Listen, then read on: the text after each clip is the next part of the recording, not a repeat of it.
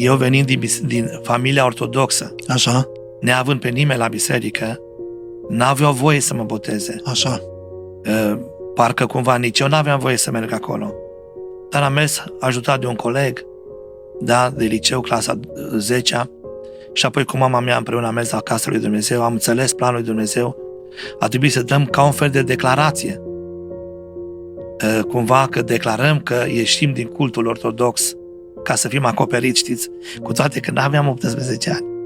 Dar lucrarea s-a făcut prin credință, apoi Domnul s-a înturat de mine și m-a botezat cu Duhul, să-mi aduc aminte.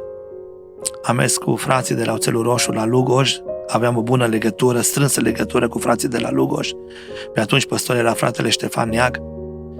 Și am mers la Lugoj cu tine de la noi, cu frații noi, și am stăruit și Dumnezeu m-a botezat cu Duhul Sfânt și până astăzi Domnul m-a ținut în calea Lui.